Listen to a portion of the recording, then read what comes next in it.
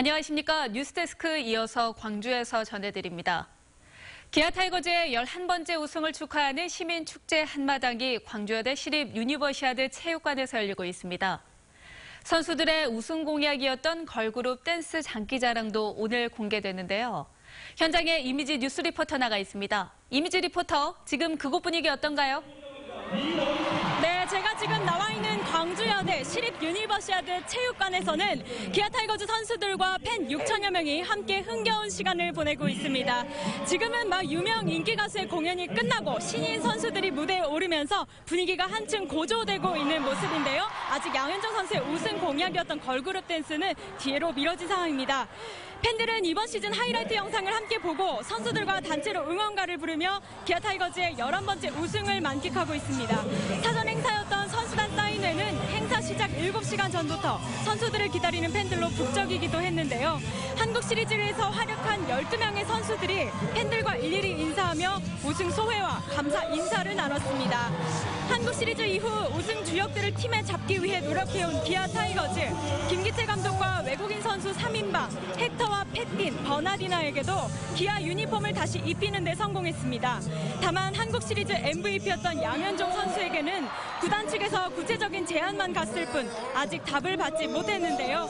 가족들과 해외여행을 갔던 양현종이 오늘 행사에 참석하면서 구단 측과 만났고 팬들의 열망도 직접 확인한 만큼 조만간 좋은 소식이 들려올 것으로 보입니다. 김기태 감독과 기아 타이거즈 선수들은 뜨거운 팬들의 사랑에 감사하며 내년 시즌에서도 우승으로 팬들의 성원에 보답하겠다고 밝혔습니다. 지금까지 광주여대 시립 유니버시아드 체육관에서 MBC 뉴스 이미지입니다. 오늘 오전 9시 40분쯤 광주시동구 용산 택지지구 공사장에서 작업자 한 명이 매몰됐습니다. 작업인분은 배관을 땅에 묻던 도중에 주변에 흙이 무너져 내리면서 매몰됐고 병원으로 옮겨져 치료를 받았는데 생명에는 지장이 없는 것으로 알려졌습니다. 경찰과 소방당국은 정확한 사고 원인을 조사하고 있습니다. 한평 경찰이 제자를 수차례 성추행한 혐의로 한평의 모 고등학교 교사 57살 A씨에 대해서 사전 구속영장을 신청했습니다. 경찰에 따르면 A씨는 지난달 25일 학교 운동장에서 재학생 B양의 엉덩이를 만지는 등 지난 1년여 동안 수차례 성추행한 혐의를 받고 있습니다. 이 같은 사실은 B양으로부터 피해를 접수한 학교 측이 A씨를 직위 해제하고 경찰에 신고하면서 드러났습니다. 전남경찰청은 연말연시를 맞아 오늘부터 내년 1월 31일까지 음주운전 특별단속을 펼친다고 밝혔습니다. 단속기간 전남경찰은 밤낮 구분 없이 음주단속에 나섭니다. 음주운전 취약 시간대인 오후 10시에서 오전 6시 사이 단속을 활성화하는 한편 매주 한 회 다기능 합동단속도 펼칩니다. 특히 음주운전자 차량에 동승자가 있는 경우 방조 여부도 면밀히 조사하는 등 음주운전 방조범에 대한 형사처벌을 강화할 방침입니다. 금속노조 광주전남지부가 금호타이어 채권단은 일방적인 구조조정을 중단하라고 촉구했습니다. 금속노조는 오늘 KDB 산업은행 광주지점 앞에서 결의대회를 갖고 부실 경영에 책임이 있는 금호타이어 채권단이 임금 삭감과 임원 감축, 비정규직 양산 등 조합의 일방적인 희생을 강요하고 있다며 일방적인 구조조정을 중단하라고 주장했습니다. 국내외 미디어 아티스트들이 참여한 2017 광주 미디어 아트 페스티벌이 광주 빛골 시민문화관에서 열리고 있습니다. 오는 3일까지 계속되는 이번 미디어 아트 페스티벌에는 9개국 33명의 작가가 참여해 27점의 작품을 선보이고 있습니다.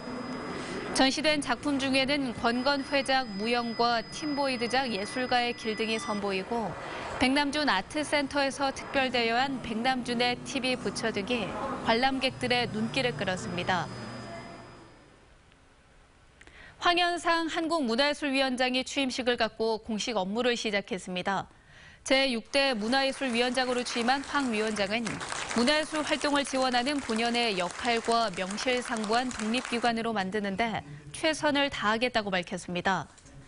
목포 출신인 황 위원장은 한국을 대표하는 문학평론가로 한국번역비평학회장과 미당문학상 심사위원 등을 역임했습니다. 광주 사회복지공동모금회와 희망나무가 해외 빈민국가 지원을 위한 업무 협약을 맺었습니다. 두 기관은 시민들을 상대로 2억 원의 성금을 모금해 의료와 문화 등 편의시설이 열악한 베트남과 필리핀, 라오스 등 동남아 국가의 봉사활동을 펼치기로 했습니다. 또 내년 1월 말까지 진행되는 희망 2018 나눔 캠페인이 성공적으로 추진되도록 함께 노력해 나가기로 했습니다.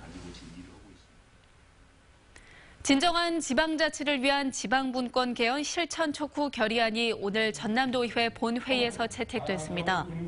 전남도의회는 결의안에서 현행 헌법이 지방자치를 규정하고 있지만 지방정부는 자치의 주체로 지위를 보장받지 못하고 있다며 지방자치에 대한 확고한 헌법적 보장을 담은 지방분권 개헌을 촉구했습니다. 광주시의 첫 해외 사무소인 중국 상하이 사무소가 개소식을 갖고 본격적인 업무에 들어갔습니다. 상하이 사무소는 글로벌 역량 강화를 위한 중국 거점으로서 시장 개척과 투자 유치, 그리고 협력 교류 등의 역할을 수행하게 됩니다. 또 중국에 진출한 지역 기업 제품 전시와 상담 장소, 상당 기업 알선 서비스도 제공합니다. 해경 직원들의 기강회의가 도마 위에 올랐습니다. 목포경찰서에 따르면 서해지방해양경찰서 소속 A경위가 지난달 29일 새벽 목포 시내 도로에서 면허 취소 수치인 혈중 알코올 농도 0.104%의 취중 상태에서 음주운전을 하다 적발됐습니다.